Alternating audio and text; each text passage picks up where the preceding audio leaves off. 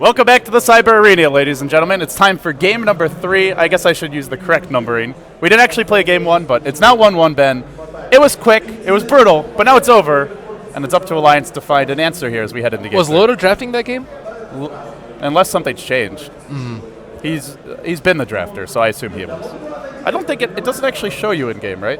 No, I think they changed it so that you can. Okay, maybe I wasn't paying attention. It doesn't show it on the overlay that they gave us. Oh yeah, but it shows it on. We'll check this game. I don't think they're going to switch drafters in the middle of the series. They could. I mean, they've been very comfortable with S4 drafting. Yeah, but that's like I don't know. I think that's something you do like if it doesn't work out at this event in the future. I mean, it didn't work out in game 1. It worked out the other 4 games, but I mean, Na'Vi on their home turf here, live in Kiev. They have a way, you know. I'm eating my words already. I said I thought Alliance could win 3-0, but clearly I was wrong. I said 3-0 or 3-1, but I'll eat some crow. I'm happy to be wrong though. It means we get a longer series. We'll get our first not 2-0 of the tournament, which actually is pretty surprising. There's been so many stomps in this tournament though. Like out of the 9 games that we had thus far, one of them has been was close. And then one was like relatively close. And then 7 were stomps, and like 3 or 4 of those were outrageous stomps, like over in 10 minutes. It's definitely a very topsy-turvy patch in that regard. Do you think this game's going to be as quick? I don't think so. I hope not. You know, it's at TI3 we had the first game of Na'Vi Alliance was the same thing. It was like it was that game where they drafted VIII, Venno, Vengeful Spirit, and they ran as aggressive tri-lane. Oh, that was just like a the complete failed draft, like, and they just gave up in like 10 minutes. So this game slightly reminds me of that, although technically I guess it's game 2. We're already loading in, so heading into game 3, we talked a lot about Enchantress. We talked about maybe going for Bane over Rubik. Anything else? Maybe drafting more stuns or banning the heroes that are really good when you lack them. Timbersaw is something that's been slipping through. Timbersaw, I think, is something Alliance could be picking. I think they should rate it more highly than they did before. They didn't for some reason that game, and even though yesterday they first picked it both games, I don't really see a reason why they shouldn't pick it, considering Admiral Bulldog is much better on it. He'll get much more experience and have an impact even when he's under farm, unlike the Elder Titan, and they can also dump him mid in case they want to pick a Dragonite or something similar for Dendi, although I don't think they will. I wouldn't mind seeing that S4 puck either that you had mentioned. So on that note, we're already inside the draft, and it's early. We're just a profit ban. I mean, I don't think we'll see anything too unusual. Maybe the Enchantress does get banned this time by Na'Vi, but that would be about it. Or no, does Na'Vi have first pick again? Oh no, they had second pick last game. That's right. So for Alliance, who do you need to ban? You don't need to ban Wisp. That's for sure. But they didn't ban Enchantress yet. Yeah. But I mean, they might not even. I want to talk about this ban. The Shadow Shaman. Yeah, the Shadow Shaman ban.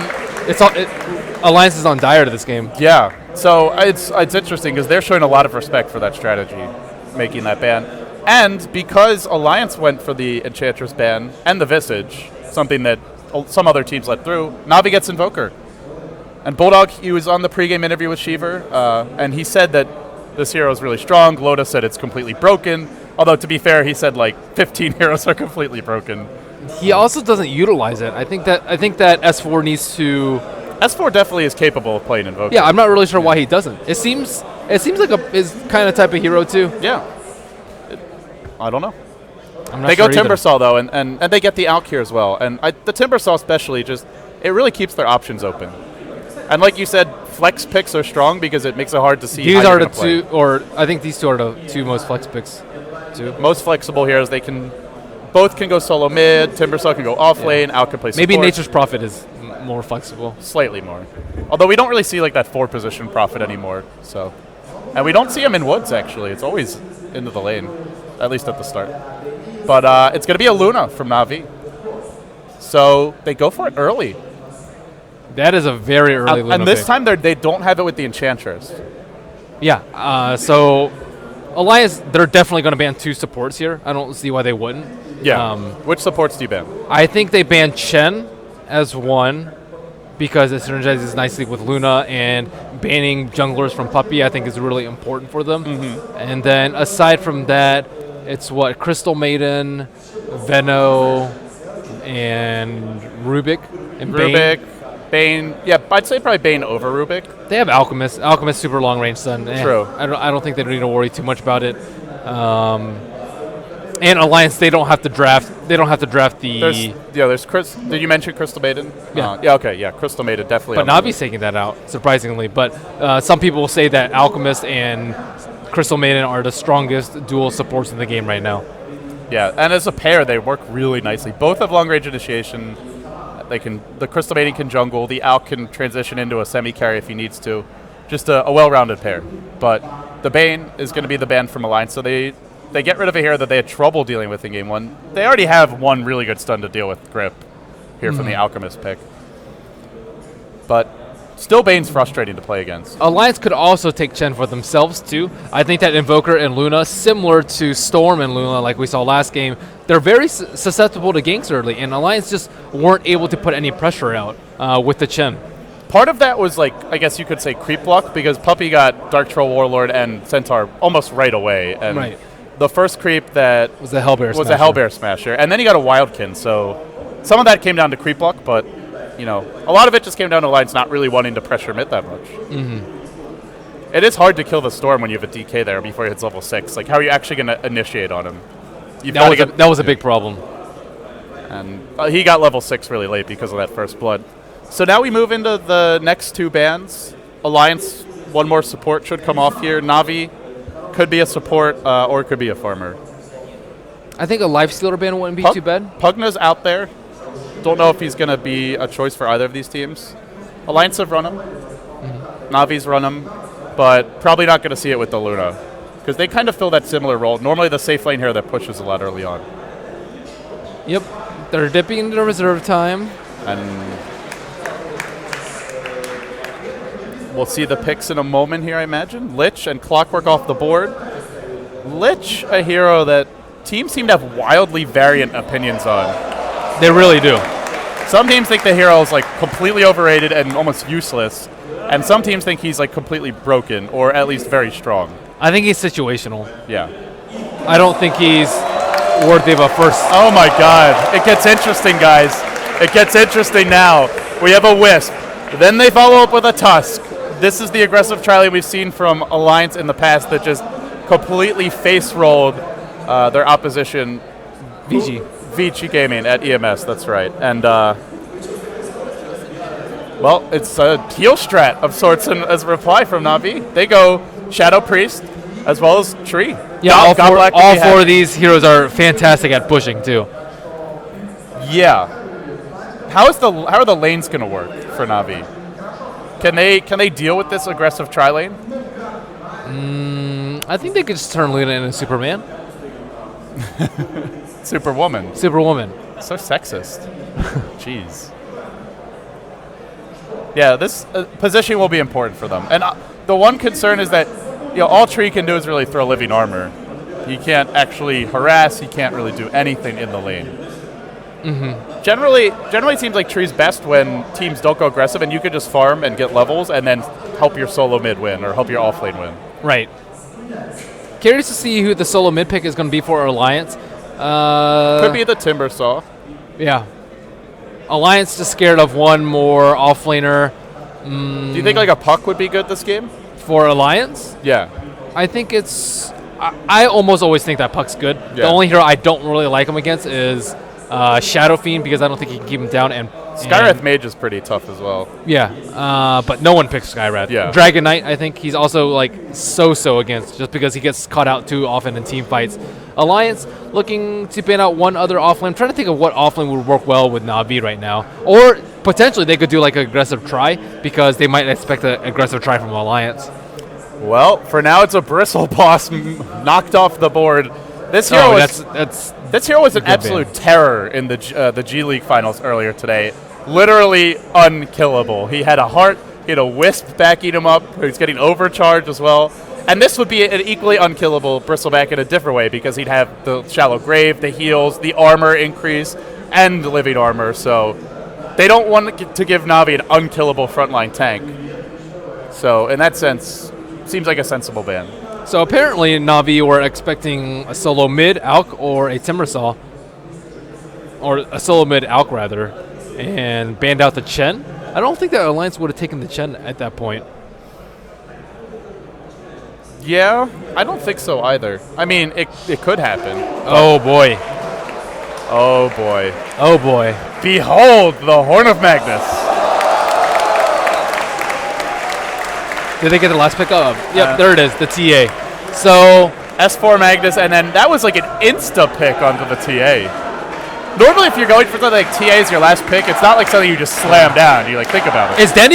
Will Dendy not be mid for once? Are they going to try and get him 1v1 against Bulldog in like a side lane, do you think? Yeah, I think so. I think Dendy will go safe lane. Havost, Puppy, and Kuro will go in the off lane, and then Funnick with a solo mid. Yeah. Well, that could... This is a really strong late game draft from Navi. Luna, TA, and Invoker. That's greedy. That's very greedy, but... Can they living armor all three of the heroes? Well, I don't think that Invoker will have that tough a time in the safe lane, unless he's against a Try. Yeah, the last time Alliance did this strat, I think they went aggressive Try with the Tusk. I know they were crushing the lane early. Yeah, it was aggressive Try lane on the Radiant side, but I don't know if they're going to get the matchup this time. We'll have to wait and see, but guys, it's time now for Game 3 of this Best of 5, your Starladder Season 8 Grand Finals. Over 135,000 US dollars will be handed out to the players at the conclusion of today's action. And we'll start here on the side of the Swedes, the Alliance. S4 going to be playing his signature hero as the son of Magnus. He'll be taking the Magnus mid.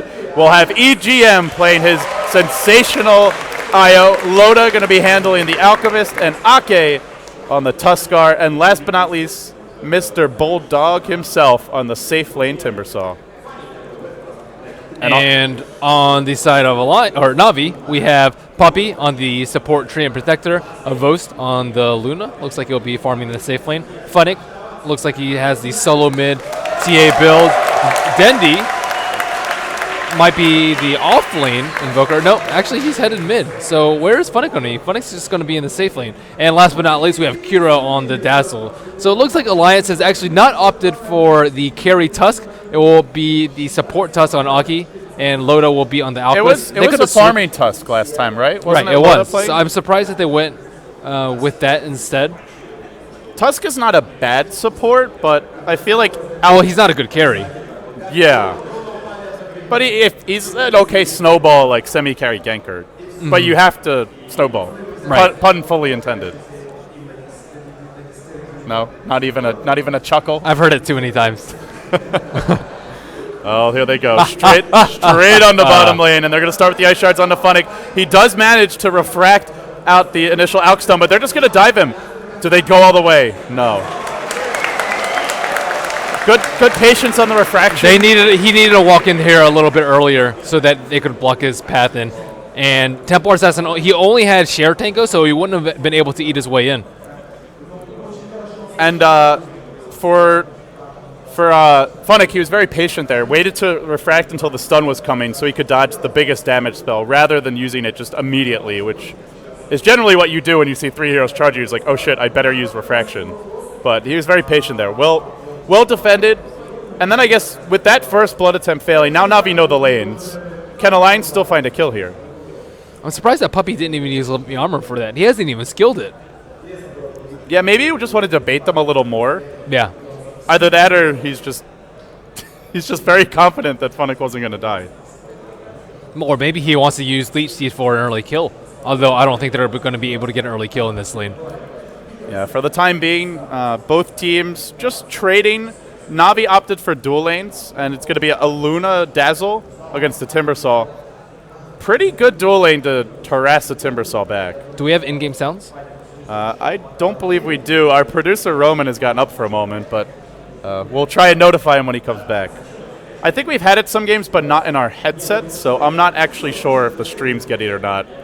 If they're not, I'm sure they're yelling right now. But, guys, we do apologize. If there's no in-game sound, we'll try and get it sorted as soon as possible. But bottom lane, Alliance still tri-laning.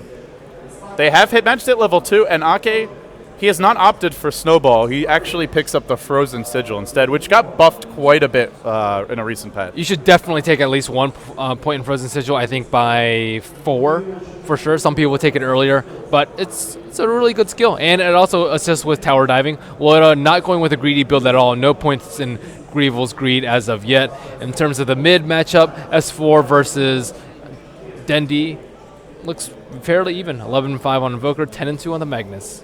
Yeah, and Dendi... There's a smoke. Oh, wait, nope, they're not smoke. But they're just walking mid. Charging out of the bottom lane. Are they just going to abandon the off lane here, do you think? Looks like they're just going to head top. Can they make a go on Dendi? S4 does have a level 2 skewer, but that's a really difficult tower dive. Yep, there's been a lane rotation too. Kiro and Havos are now on bottom, and Funnick is soloing Bulldog in the off lane. So Na'Vi, they're going to end up with the Luna defensive tri-lane here against an off-lane Alk.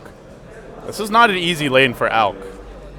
I mean, sure, you could drop Acid Spray and just try and get a little CS that way, but if he ever gets caught out and the trees are ranged to Leech Seed, that's going to be an easy first blood. Yep. Aki and Wisp, I'm not actually sure if they can kill Funnick. I'm not really sure why they rotated top. Just feeling like, I mean, I guess they're going to fall behind if they're not getting kills bottom. So that is one concern, I suppose. Oh, they're rotating the whole entire lane now. Loda has TP top.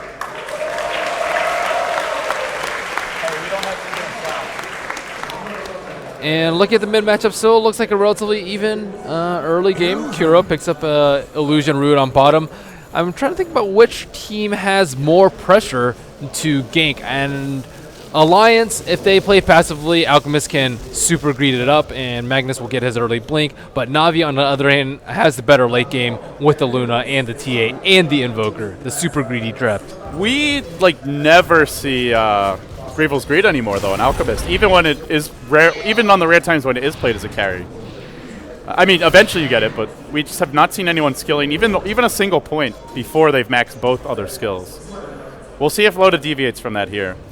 And for Alliance, they are on the dire side. They do have a pretty good Roche lineup, so, I mean, that's one way they can look to pull ahead in the mid game. But for now, they do need quite a bit before they can really take fights. The relocate for EGM, obviously getting level 6, 7, and the Blink Dagger for S4, so I would say they can be passive through a certain stage of the game, but yeah, you don't want to be 30 minutes in and not forcing fights. Or even 20 minutes in, probably. It's just a farm fest right now.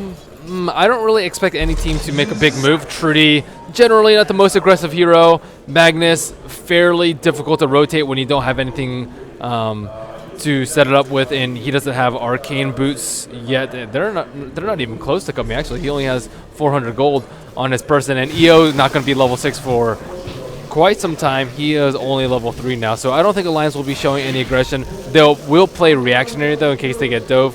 And yeah, Na'Vi, more than content to farm it up with Luna and Invoker. And the Trian as well, off in the jungle. So both teams just content to farm. Confident in their mid game and their late game.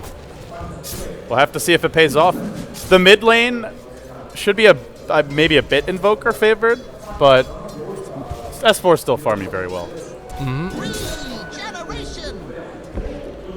Is there anything that's surprising you about? You were surprised they abandoned the off lane.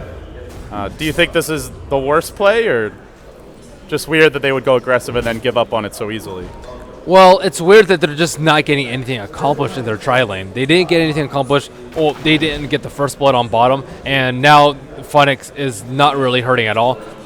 His CS is slow. Actually, they're going for a kill on Funix. They're going for him now. They have Acid Spray here as well, but Living Armor keeps him in fighting shape. He dodges the stun with Refraction, hardly even taking damage. Can they bring him down? He's got a Meld available soon. There's their Snowball. They're committing to this one, but he's got Meld. He could look to try and run, and he's going to live. Alliance unable to secure the kill. Living Armor plus Refraction equals very freaking hard to kill. Yeah, the tether actually broke. EGM didn't have money for boots there, so he couldn't keep up. I think maybe if they had the tether slid, they could have killed him again. Unfortunate.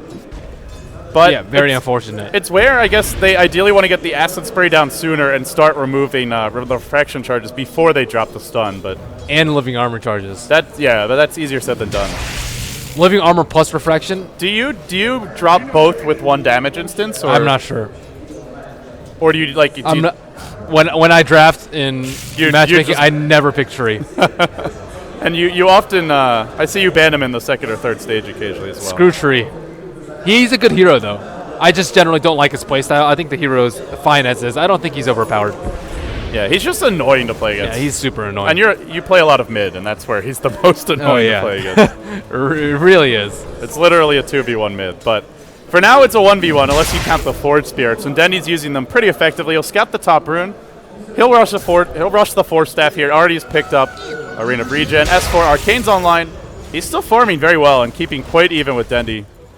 Very slow start compared to game one. Neither team looking for those early kills, aside from Alliance's attempts in lane, but they have not been rotating around the map.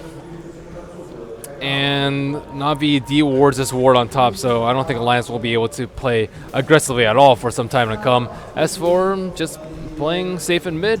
Over/under on when first blood's going to happen?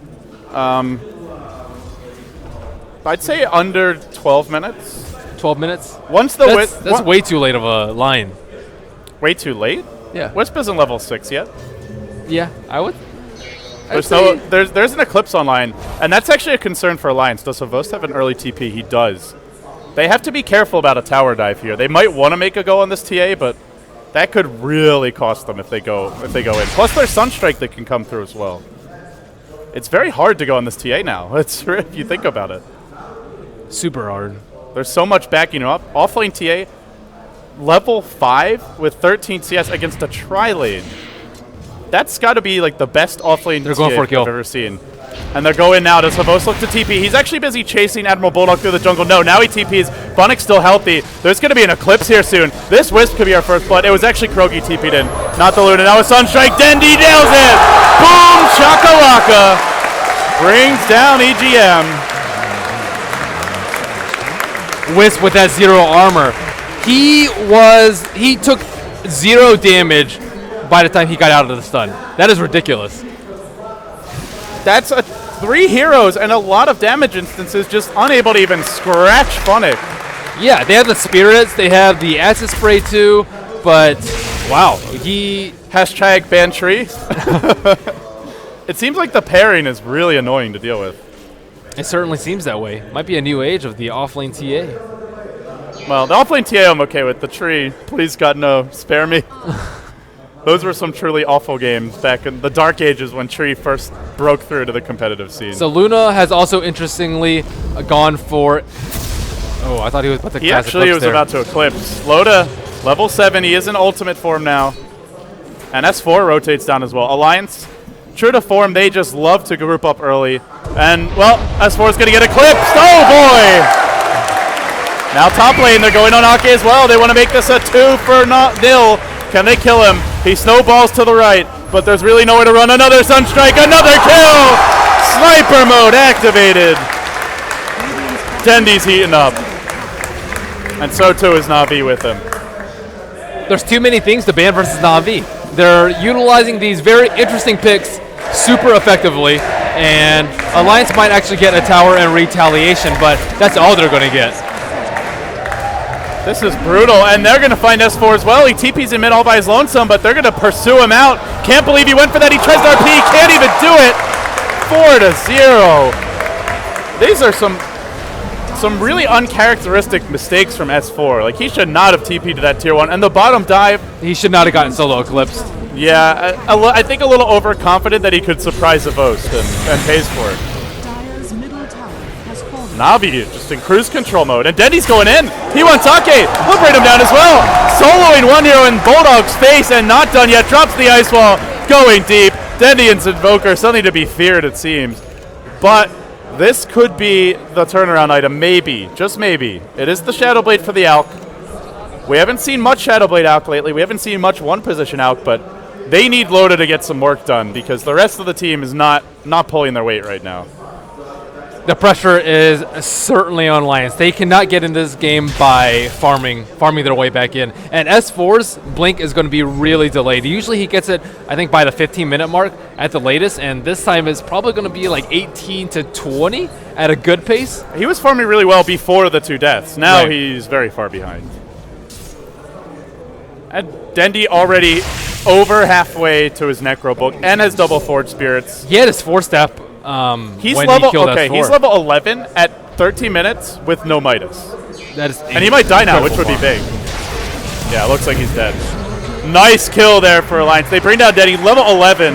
It does take 5 heroes to do it, so it's a big investment. But when he's level 11 and has a kill streak going, that is completely worth it. And S4 got the kill too, so that means his blink's going to come out even quicker than I expected. He needed that. He really did. 1,200 gold all of a sudden, stacking the jungle. Should probably have it in the next 2-3 minutes. Something like that. Yeah, if he doesn't die. And Wisp still not level 6 either. Tusk still not level 6. So even though Alliance has not had a lot of things going for them in the first 12, 13 minutes of the game, it looks like they're pinging out Funnick. He's invis here. He might look to make a go in Loda. There's a Sunstrike available soon once Dendi respawns, but they won't go for it yet. And Funnick's just going to TP out. Space created. Space created indeed. But now, once they have the Blink Dagger, once they have the Relocate as well as the Walrus Punch, they should be able to get some kills because they're just really lacking on mobility right now. Na'Vi able to predict where they're going to go, just cast Living Armor, and that is usually a failed gank. Can they get enough kills? Because Na'Vi basically have a tri-core, right? And you need to keep all 3 of these heroes down. It's actually that strategy that was really popular back in 2010. We saw eHome running it. But that was before Smoke was in the game. It makes it a bit easier to set up ganks, as well as Wisp, for that matter. But here comes Alliance. They're a hunting. But Luna's got BKB and has level 2 Eclipse in like 1 creep. Kuroki's going to get caught out, though. He's got no chance. Beautiful kill by Alliance, and they'll take it. Not an important kill, but still a kill nonetheless. And they will be able to put a lot of pressure on this tower. S4, Blink Dagger status, 1,700 gold for him. And with this tower, if they can take it mid, they'll have the Blink Dagger. Na'Vi pushing the bottom lane while S4 looks to defend for the time being. And in fact, they're split pushing with Funnick up top. Has phase boots, has the Wraith Band, getting what he can. But the key items, the Blink Dagger, the level 6 on the Wisp, that's now obtained. A lot of the pieces fall into place here for the Alliance. And the Relocate's available. They can channel a stun, Shadow Blade, and TPN, and they're going to pop on top. They want to find Funnick. Spirits are there. They dust just in time right as the stun's about to connect. And now, Funnick on the run. Timbersaw's there. They're going to bring Funnick down, perhaps. His Acid Spray. Not quite enough yet, though. They need a little more damage here. He's going to meld. Can they bring him down with Chakram? Low. Dead. Bulldog does it. A beautiful kill. Alliance, give him 3 in a row after an 0-5 start. Havos trying to kill Admiral Bulldog. He doesn't have enough mana for Timber Chain. Havos might be able to do it. There's Eclipse here, but there's a tether back out. Give him the move speed. Lucid Beam comes on EGM. Havos is not going to be able to find this kill, I don't think. They do have a Sunstrike, actually, if Dendi wants to invoke it. But not going to go for it. That was a lot of time wasted, too. Space created. It's the same story for Alliance in this game that it was in their previous 4 games, which was just where they excelled was their movement. And their movement early on was not that good, but it's been really good since those first 5 deaths. Yep, Luna has her BKB now, so Havos very unlikely to be the relocate target.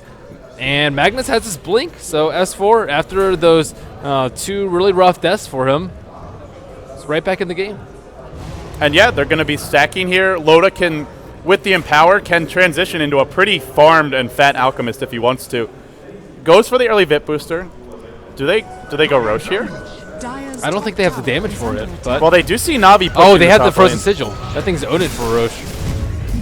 Oh, that works on Roche? Yep. I did not realize. And Na'Vi take a tier 1, but Alliance are going to look for a Roche. If that's all the trade is, it's a great trade for Alliance.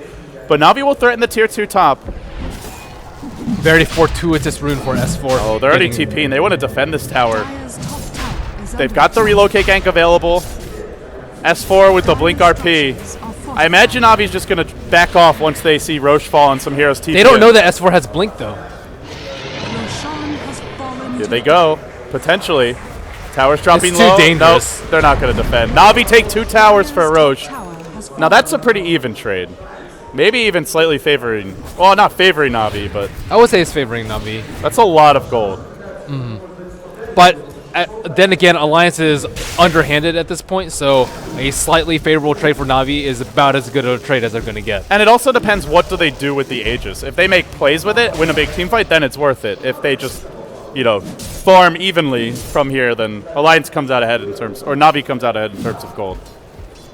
Loda got a casual Vit booster, which is a little bit surprising. He needs HP for Eclipse burst, but he also needs armor against the Meld burst from And the Luna. Forge Spirits as well. And the Dazzle. It's actually a minus armor strat from Na'Vi, something we didn't talk about. And they're getting a medallion on Puppy. Not easy itemization for Loda this game. How much minus armor do they have? -8 from Refraction. The Dazzle can give you, in theory, like a ridiculous amount. Another -6 from the tree. Or 5, I guess. And then the Forge Spirits. I mean, this is like easily -20 plus armor if it all stacks up. Loda doing the Ancient Stack with Empower. I think they also need a BKB too, or else he's just going to get rooted and die. Yeah, Cold Snap. They have a lot of ways to kite him. Right. Cold Snap, the tree ult. And he's not their only damage, but he's their only physical damage. And with Luna already having a BKB, him being able to hit in these fights is going to matter. The gold, the experience have slowed. The experience actually has trickled back towards Alliance. The gold is going still Na'Vi's way as they group up top again, but there's no tier 2 to take this time. And Alliance, I think, realizing that Na'Vi is all over their jungle, are going to back off a bit. And certainly now they've spotted out quite a few heroes rotating through. Pretty hard to ward over here. And yeah, they were just taking control of the opponent's jungle right now. We see a smoke from Admiral Bulldog, S4, and Aki. They're looking to make things happen right now. Looks like Na'Vi are grouped up in mid, but not close enough for RP just yet. Yeah, they have 5 here with the Wisp relocate if they want to go for it. This is dangerous. I still don't know if they saw the blink on Mag. Well, S4, he's going to make a jump soon, perhaps. Nope. Just going to Shockwave. Okay. Necro Book preventing his blink too. They need to kill that book. Yeah, a lot of ways to prevent the blink. You can just stick Forge Spirits on him as well. But Na'Vi, now they've definitely seen it and may look to back off. No, they're not afraid. Should they be afraid? They should be afraid. They're fighting into RP and Aegis, so if this RP is big, it's going to be a bad fight for them. So it looks like Alk with the casual Vit booster as well as the plate mail, so I think he'll be able to survive the Eclipse burst. We haven't seen any Shallow Grave as of yet. He's also gone a very atypical build with a 1-2-4 build on Dazzle. Usually you see Max Poison Touch if you want to gank, which he really hasn't been doing. For defensive builds, Max Shadow Wave and Max Shadow Wave and Shallow Grave is best, but you don't really need the 1 Poison Touch. I don't really think it's that good of a value point. Yeah, and I think the Grave of the 2 defensive abilities does scale the best, as we see Loda running in, looking to channel a stun. I mean, you look at the range for Shallow Grave at level 1, and it's pretty bad. This is level 2, but 550, not even a range to your auto attack. And the cooldown reduction is massive. Yes. And it means if you have it maxed, you can stand really far back and get it off safely. But Alliance will just stubbornly hang on to mid while Na'Vi also stubbornly continues to push and mount their assault. They're not really committing to anything much yet. Are they going to go here, or do they just want to keep Alliance bottled up for the duration of this Aegis? I don't think it's going to last that long. Yeah, they've got like 2 minutes left, I believe. Not a whole lot of time here. S4 looking for an opportunity, but Na'Vi not really giving it to them. They need vision in this area too, but there's no ward here from Alliance. Out come a scouting set of ice shards, but won't connect on anybody. Now Loda forced to back off. He was almost in Sunstrike range, but pops the ult and almost instantaneously up to full HP. They'll deward a trap here as well as a Na'Vi sentry. More shards coming out. Do Alliance jump here? They throw out a stun, lob it onto Havost. No commitment just yet. Patient play. Both teams kind of feeling each other out for the time being. They'll start with a Lucent Beam on Loda. His ultimate gonna end. They might fight now that Loda's Four-step initiation. Down. Uh-oh. Ult's down, but they do have a relocate. Overcharges there. Not enough, but still Puppy's lurking. They haven't spotted him, though. No Observer Ward here for Alliance in their own jungle. And looks like the Aegis will expire uneventfully unless Alliance fight right now, which they may want to do. No. Just S4 heading bottom. At this point, they may want to get an early gem. Are they just going to use an RP here on Funfonic? I still think it's a really RP is available. RP is going to connect now. In come the Spirits, and they will bring him down. Another nice kill for Alliance. That's 4 in a row, unanswered by Na'Vi. Yeah, he did not. I thought he was going to be more tanky considering what we saw in the early game, but yeah, he just got blown up. And Alliance starting to just use the strength of their lineup, which is finding these pickoffs here and there, from the relocate ganks to the blink RPs into a relocate. Also the Shadowblade Alk strong for that as well. Their lineup, maybe not the best late game, but in terms of pure damage output, but in terms of just setting up easy kills, very strong at that and using it to its fullest extent. Na'Vi also deviated from their early aggression into greed strat because they spent way too much time in middle. Trying to push into RP is just so extremely difficult. And the Aegis on Loda has expired, so now Na'Vi trying to make another move. There's a glyph available here though, but they know RP's down. It's not a bad time to fight. They'll go for the Blink Skewer, but Havost, he's going to turn around with an Eclipse. Loda will fall. Brought down by the Eclipse. Nicely done from Na'Vi. And the tower as well. Now a Deafening Blast connects on Bulldog. They want a secondary kill here. They catch a mid-timber chain. They slice him up. Bulldog falls as well. And all of a sudden, Na'Vi have some momentum here. Maybe not enough to break base. Maybe enough to damage this tower, though. In fact, they force out a buyback on Loda. That's an Assault Caress deferred. That's going to dissuade S4 from casting RPs on solo heroes because that was a fairly important hero too on the TA, but Na'Vi got a lot more out of that than Alliance did. Na'Vi sacrificed 1 hero kill for 2 hero kills and a buyback and a tower. So that's definitely worth it. And they're one of the better teams about taking advantage of that relatively short cooldown for that powerful and ultimate, less than 2 minutes. I guess one issue here for Alliance is that they often, whether they have Magnus or not, they usually have heroes that have some ability to split push and spread the map, like the Prophet for Bulldog. When you don't have that ability to apply pressure and push the lanes, then when you use RP on a single S4 might hero, get caught out here. It's a fight. Blink not up yet. No, just Skewers down. But was trying to do a bit of dewarding. They do drop the Sentry, and he will get out safely. But yeah, I mean, when they're not split pushing, if they use RP on a single hero, then Na'Vi can force them to fight. And they're just not that great at split pushing. Yep. Alliance just huddling around the Roshan pit, waiting for it to respawn. It is going to be a relatively short respawn, around 45 seconds time. Na'Vi can take a fight inside of there with the Tree and Overgrowth, which we actually haven't seen yet this game. There is a mech completed on Puppey 2, and I don't believe there is one completed yet on the side of Alliance. So Na'Vi definitely stronger right now if they want to force a 5-man engagement around the pit. Overgrowth's really strong, actually, and I think a bit underrated. Sure, it does no damage, but if you have a high damage cast backing the tree up, I mean, this is a melee carry in the Alchemist, and potentially does nothing in a fight if the Overgrowth's at the right time. Oh, here's a smoke. Roshan just respawned. Neither team knows yet. No Sunstrike yet. They haven't actually scouted the pit, but they're marching towards it. Charging forward. Havost is going to be the one in the front lines here. 2,400 gold in the bank. Could buy back. If they win this fight, he'll have his Manta. And Na'Vi will wrap around. They head for the southern route. Bulldog's lurking in the lane for now, and here comes Havost. Charging forward. Not finding anyone just yet. Oh, if they approach Roshan Pit from the high ground, this is going to be disastrous. Oh, no. Oh, no. This looks bad. They're going to start with the Lucid Beam. They find EGM. Can he get out of here in time? Tethers to the south. What a tether. Didn't tether back to the closest hero. Found one that was across a chasm. That could have been so much worse for Alliance. A lot of people would have just tethered like straight back like that, but this was definitely the smarter play. And now Roshan is up. I think both teams know. Well, Na'Vi should certainly check if they don't. They've got Forge Spirits right here. And they're going to walk up onto the high ground, perhaps? Nope. Funnick.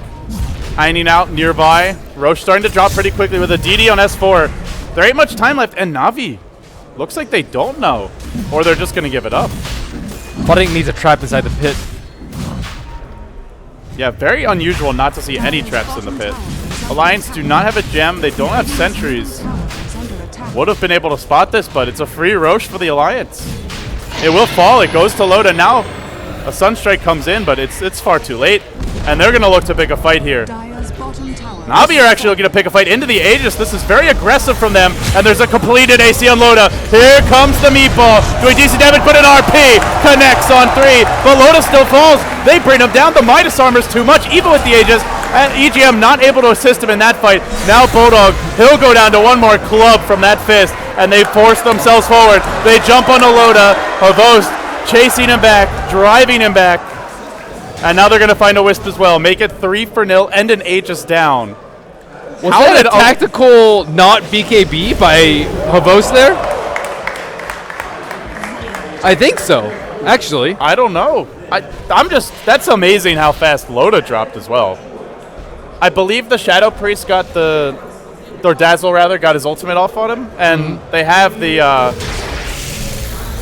Yeah, how I expected that fight to go, he didn't dodge an unstable concoction. He clearly saw it coming. He didn't see it from Fog, or he didn't cast it from Fog. And then they just let Luna almost die, and then just completely turned the fight around with the heal, the Shallow Grave into the heal, into the Overgrowth, and then they control the fight from there. And it's not like S4 got a bad RP. He had a 3-man RP. Yeah, he did, and I think one of the issues there is the Wisp got separated from...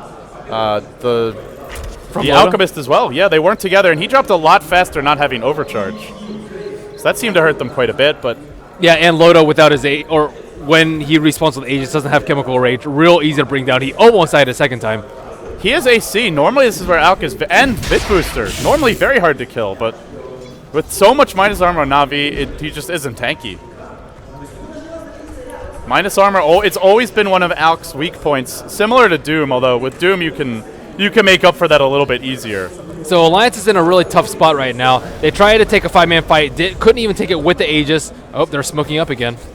Yeah, they're wrapping towards mid, but Havost not the hero you want to go on. There's living armor backing you up, there's a Grave available as well, and he's got Manta BKB, and now they found Ake.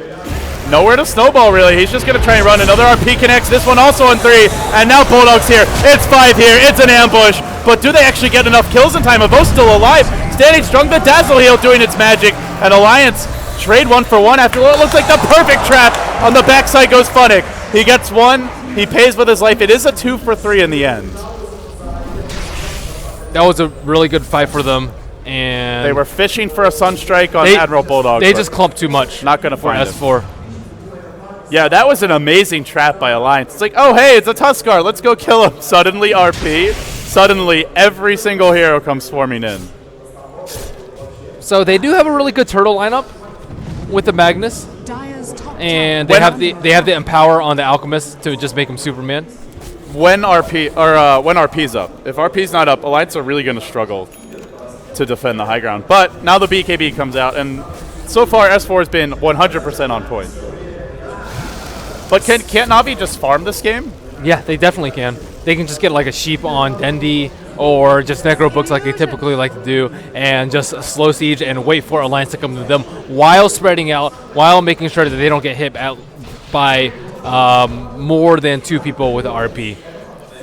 And all their cores have some decent amount of farm at this point. The Luna and Invoker are the 2 leaders for sure, but even the TA getting good item progression. And I mean, these 3 heroes can all be very fearsome late-game DPSers, as well as having good lockdown. Yeah, Luna, the only hero that hasn't died yet this game, already with a completed Mantis style. And looks like Na'Vi has the way better tower sieging lineup. And Alliance, they're kind of scrambling to find any sort of farm around the map now, too. Loda is ridiculously stacked. Looking at the net worth graph, he's still 1,500 net worth behind Havost, though. Yeah. Havost is 2-0 and 8, and they have 12 kills. So he's not dying, and he's participating in almost everything. That's going to add up pretty quickly. And you mentioned this Alk probably needs a BKB, Ben. Well, he's going to go for one now, but I don't feel like it's a get-out-of-jail-free card. They can still bring him down just by giving him the old right-click. Yeah, they Alliance doesn't have enough damage, though, aside from Alchemist. Na'Vi, they have damage from a lot of sources, from Luna, highest net worth in the game. Invoker, he can just follow up Overgrowth with a Meteor Blast. He actually has Meteor and Tornado invoked right now. Dazzle actually does a surprising amount of damage if Weave is allowed. Oh, they're going to send 5 on bottom. They start with an RP. They relocate for this as well, and they outstun immediately. There will be no BKB. Havos will fall again. An Alliance strike. They desperately need these kills. But Invoker's farming, TA's farming, and they're going on mid now, and they're going to find EGM on the way back from the relocate, and they bring him down with ease. Man, he just gets blown up. He needs more armor. I guess he needs more farm as well. Like, good luck getting that armor with the way this game's developing. I think you could potentially go for a medallion, I guess, for a cheap source of armor. Even a Vlad's or Basilius if he's that poor. Yeah, we'll have to see if he, even just a chainmail wouldn't be too bad. But we'll have to see if he can farm even that. And I mean, it still seems like Na'Vi have more ways to win this. I think they can almost take fights at this point, but they don't have to, and they can sit back and farm, whereas it does seem Alliance's main way to take the game is winning big team fights. And if they let it turn into a farm war for too much longer, they're dealing with 3 farm carries, and they only are going to have 1. Mm-hmm. So let's see where S4 is going to move. He is pretty much the only playmaker for Alliance right now. Maybe they can find someone with the Shadow Blade, but Na'Vi hasn't really been put in too vulnerable positions aside from Luna. But Luna has her HOD now. She can definitely stack Ancients and just get huge, get a Butterfly, or even get a Lincoln's. There's no way to pop the Lincoln's except for an Alchemist stun. So I think that would be really good for her. And I guess a Walrus Punch, but I don't even know if it blocks it. It's actually no, you're right. It doesn't, because it's a buff on. Yeah, it's a buff on yourself. So yeah, yeah. Well, he is going Butterfly, by the way. So one of the supports could farm a Lincoln's too, but I think once they do that, they can just slow siege and just let Luna stand by herself with everyone standing way far apart, so they don't get clumped in with the RP, and then just try and save her from there. Loda continues to farm. Generally, it's a basher at this point. It's got to come down to S4, right? I mean, it's really S4. If he doesn't hit a big RP, it gives you flashbacks, doesn't it? This used to be how Alliance would win a lot of their games, was one big RP from S4 to rule them all. But hard to find those when Na'Vi aren't grouping. They're content just to farm here. Also, if Na'Vi can potentially counter gank, like if Dazzle is sitting somewhere where they think an RP is about to happen and they turn it around with an Eclipse, it's low chance, but it's better than losing map control because you're constantly afraid of relocate ganks. Dendi just continues to push out the top lane, picks up an Ultimate Orb, and will work his way towards a Scythe of Vice. That's a big item for them and can really punish the Blink initiation if S4 ever forgets to BKB, or if he just gets caught by a Na'Vi surprise attack. And the BKBs for now are very fresh, but as the game goes on, it'll become more and more relevant. Havos Butterfly nearly complete. Your TA probably going to build towards something like a Desolator for Funnick and not too far off of it.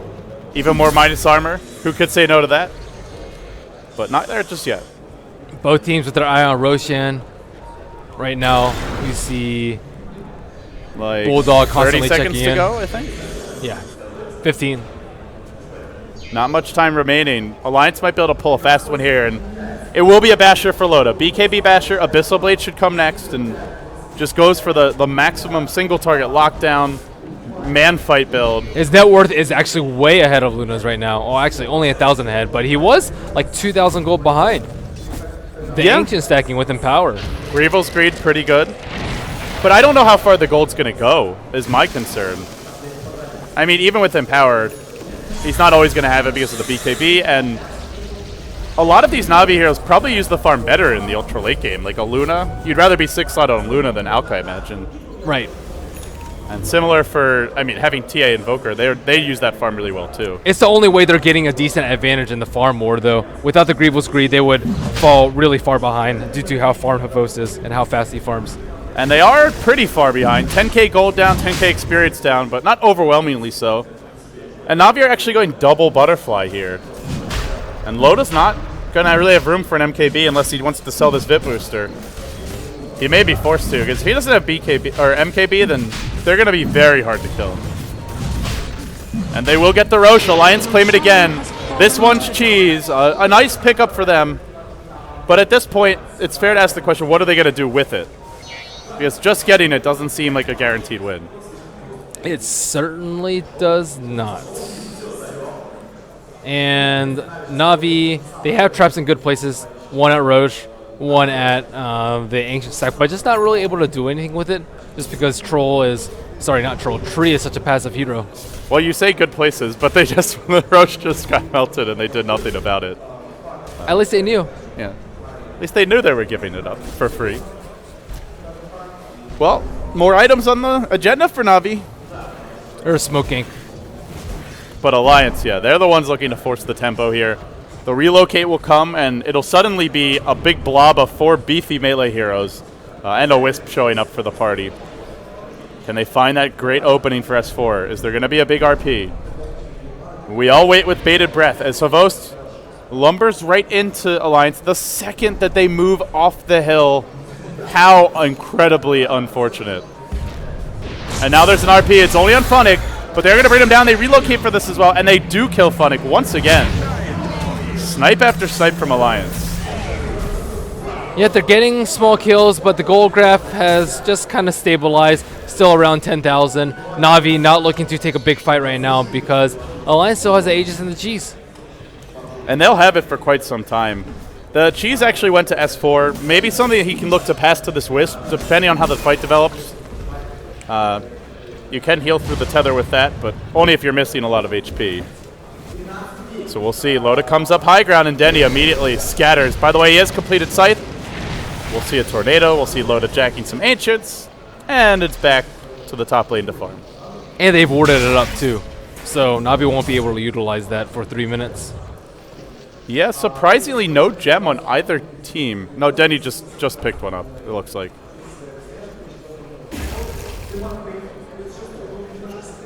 It's still. Do you still favor Na'Vi here, the way the game's going?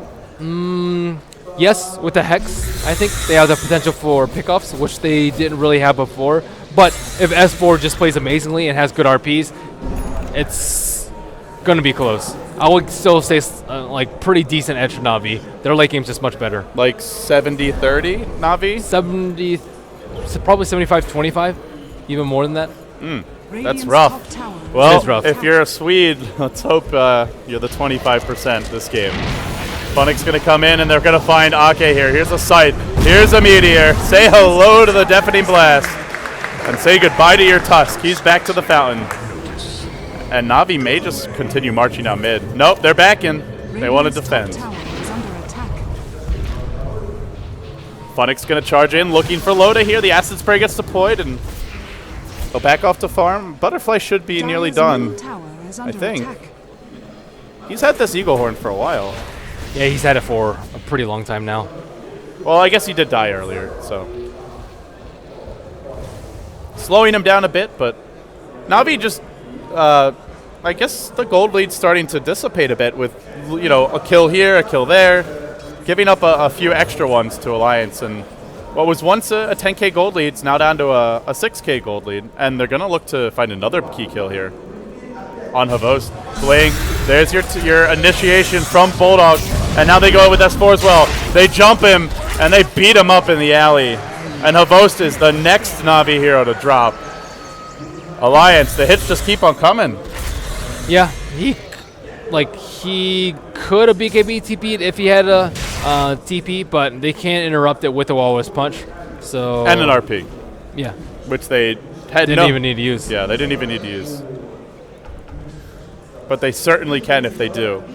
So Na'Vi just splitting up and getting picked off right now. They can't really push either into RP, and yeah, I mean they're trying to outfarm them, but I don't really think that strat is working for them right now. The gold lead has dipped down to 5,000, and looks like Loda and the rest of the Alliance will be actually the first people to pressure a T3. Loda, he's picked up the Abyssal Blade, and he has a Boots of Travel buyback if he really needs it, although I doubt we're going to see it come to that. The armor gets dropped on the tower, but Loda just keeps on smacking away. In comes Funnick as well. Not engaging just yet, but Loda's on the front lines and continues to clear the wave, and he does it quickly. Now he finds the Centaur. He will get stunned by the Centaur to start. Now a Scythe to follow. Or sorry, I'm seeing things. It's been a long day, but they'll back off now. They did good damage to this tower, though. It doesn't matter, though. They have a tree. Now your Ice Shards come out. Are they going to go in? Nope. And yeah, if they don't actually take towers, it really doesn't matter.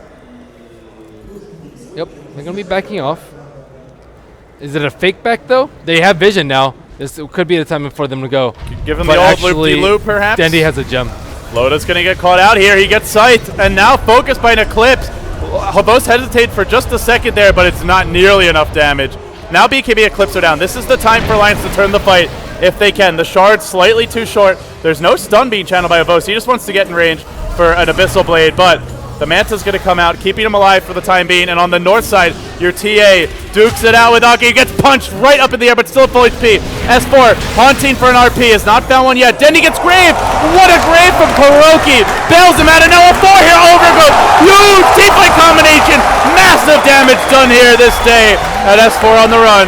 Now Scythe, he'll make it for Alliance self-destructing, and Na'Vi in their home turf just running roughshod all over the Swedes.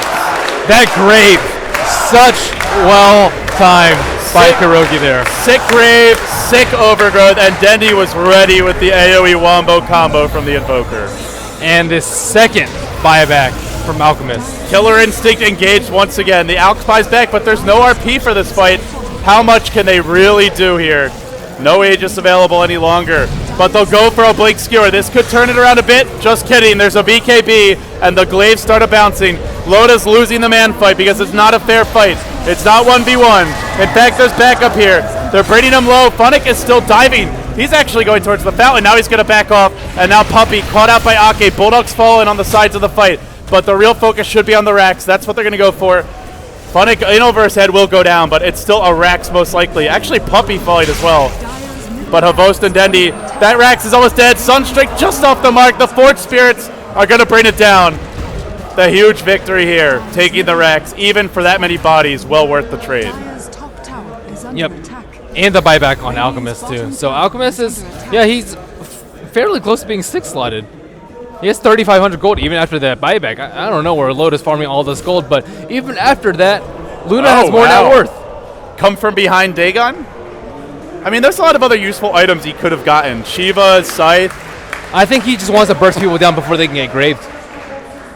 Can he burst down this Dazzle? Pretty tanky already. Ogre Club, Point Booster, and an Urn. 1470 HP. Yeah, that's a lot of gold to invest in a Dagon. Well, there's an RP bottom. They're going to relocate onto Dendy. He's completely focused, but the Graves there again from Kuroki. He's been on point all day long. Now Dendy drops the Tornado, and he heads for the high ground. He heads for the hills. Can he get out of here? No. Blink from S4 ends his ambitions of living. And he drops a gem, so a nice pick-off from Alliance here. Yeah, big picks by S4, though. They're utilizing the relocate plus RP very, very well this game. It's pretty much the only thing that's kept them in this game. It really is. It feels like the only thing keeping them in this game. Those pickoffs. If they ever have to team fight, it just seems like they just don't have the damage. I mean, such a timely gank on Dendy too, right before they take Roshan. The Aegis and Cheese will fall into their lap, but what are they going to do with it? Last time it didn't really help them that much. They still lost the racks with it. They could try and force a buyback from Dendy. That's what they He'll be up. He'll be up in time, it looks like. Well, the thing is, the tower's not even healed up. I don't really know what Puppey's been living armor, but it has not been this T3 tower. And well, it's up now. Like right now, he could be using it. Yeah, it should be using it. Well, they have a good 15-second window. Oh, there you go. Right as we say that, he starts using it. Here comes Loda in the front lines. The Alk not feeling as beefy as he used to, but still, he'll breach the base and he'll start to work on the tower. Clears it out. There's no glyph up yet. And with overcharge, this is going to be a very fast tower kill. Unless Na'Vi want to fight. Bulldog leaping in. They try and focus the bows. The Grave is there once again from Kuro. So timely with it. Now the BKB forced out from both carries. And they will retreat. Sunstrike comes in but does almost nothing. Well, the Dagon wasn't enough there. They didn't kill the tower. And it will continue to receive some assistance from the tree. I imagine. By the way, for this Dazzle, interesting build, he's gone Aghanims. Axe is really good on him. Well, it actually got buffed too, I think. Do you remember what the buff was exactly? It used to be like 12, 18, 24 or something like that. 18, 24, 30. One of those two, I think, probably the former. 12, 18, 24, and then 30 seconds if you have your alteration. But then they reworked it so that it lasts the same duration, but it just increases the amount of armor that you increase or decrease per level up of the skill. So pretty much it just makes it stronger and faster. Before it was stronger, but it just took longer. Yeah, and these team fights are being decided in like 5-10 seconds. So right. How much armor does it reduce by now? It's 1 per second, is it? Yeah, 1 per second. 1.25 because he's got the eggs. Yeah, 1.5 per second for 30 seconds, so 30 armor. Yeah. That's very significant, though, especially on a hero like Alchemist with low base armor. Loda went hard against 2 butterflies, and they don't have a scythe. He's going to have a really hard time killing these heroes unless he's almost died in all these fights, though.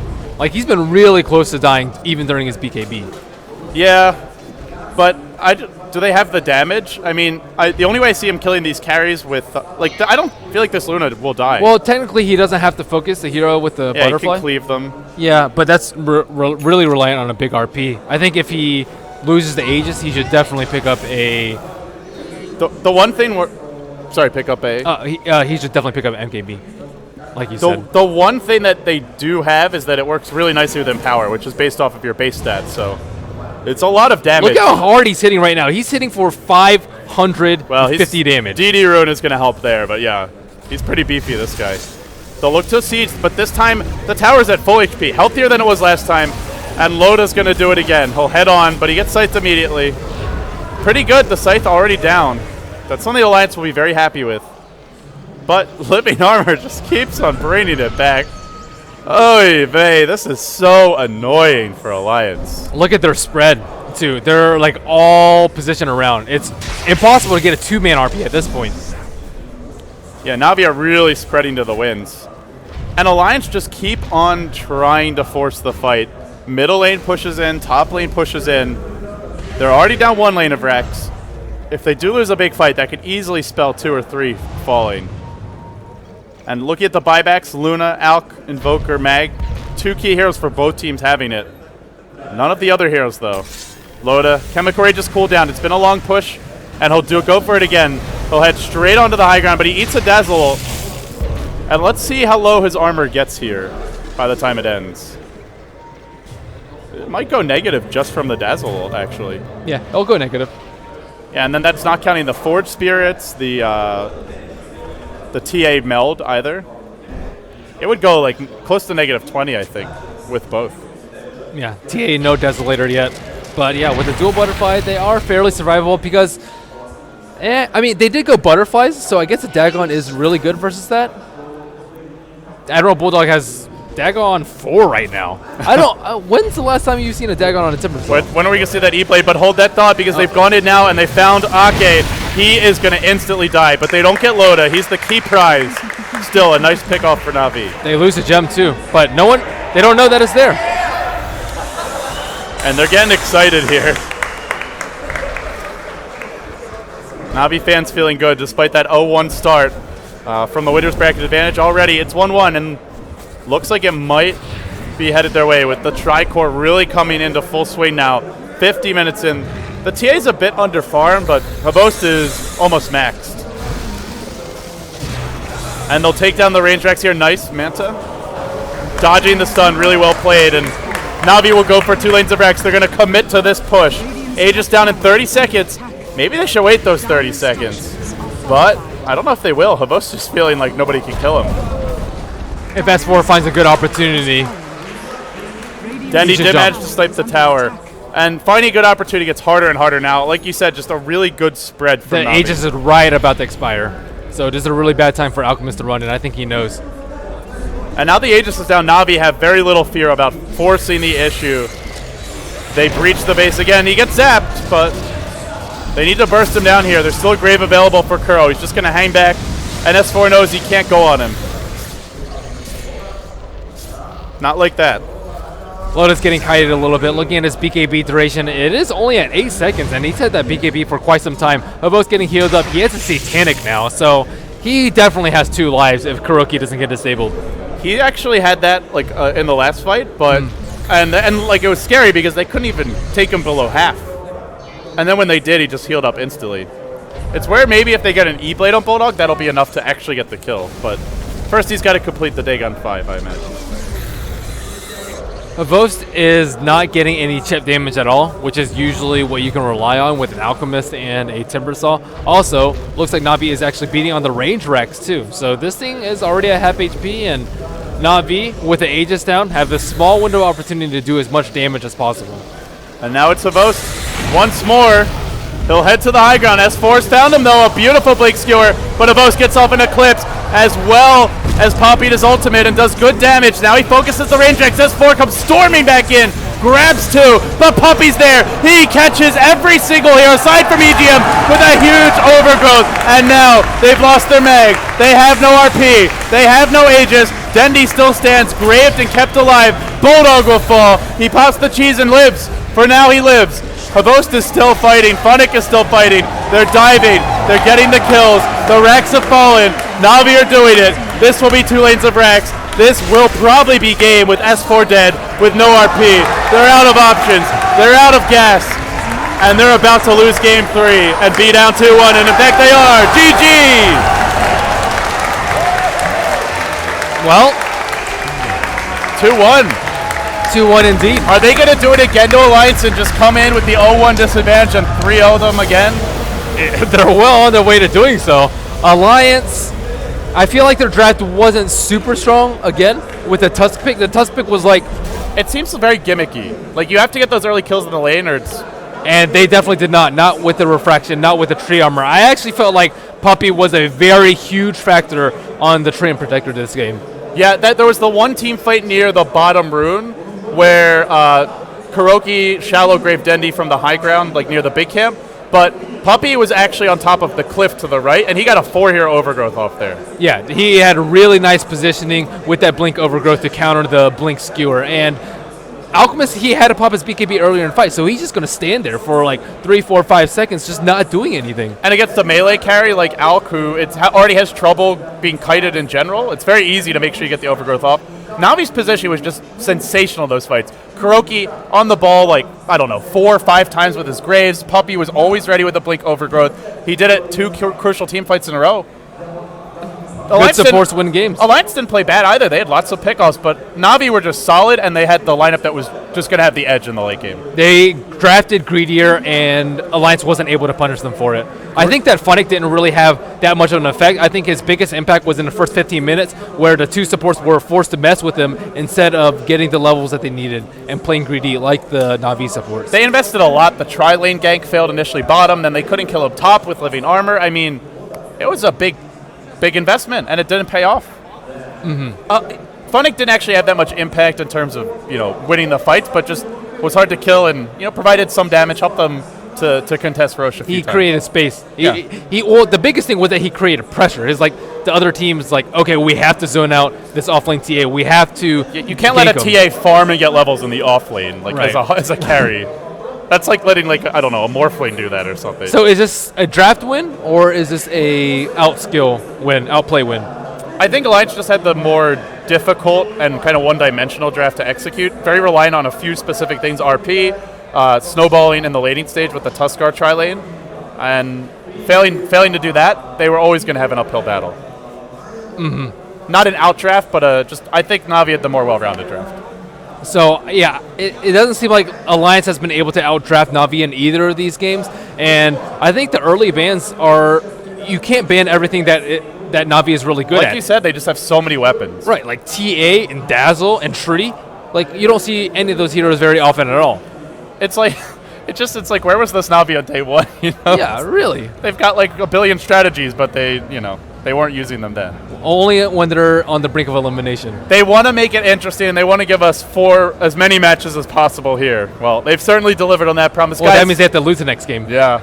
And now they have Alliance right where they want them, which is on the ropes. Alliance has to win 2 in a row. I wouldn't count either team out, though. It could really go either way. Who do you think's going to win? Na'Vi 3-1? It seems that way. It just seems like Alliance can't get that early game lead, and Navi's able to really, really punish them for it. Yeah. Like, Fnatic got an early game lead, and they weren't able to punish them for falling behind, but Na'Vi just completely decimated them. Yeah, I think the funny thing is it's like kind of ironic, right? Because Alliance used to be the team that would always out-greed their opponents, and they're losing to more greed. It's tough to deal with. Well, guys, with that being said, that puts Game 3 into the books. Na'Vi now leading 2-1. This could be yet another Starladder win for them. If they do it twice in a row to Alliance, at that point you have to say maybe Na'Vi just flat out have the edge on them in terms of the head-to-head matchup, and it's starting to feel that way even before this event. Not at TI3, though. Not the one event where it really mattered the most. Well, they had them on the ropes in Game 5, but that's ancient history at this point, guys. We'll take a quick break. I'm LD, he's Merlini. We're here from Beyond the Summit, casting on behalf of Starladder, and we'll be back with Game 4, potentially our final game after this short commercial break.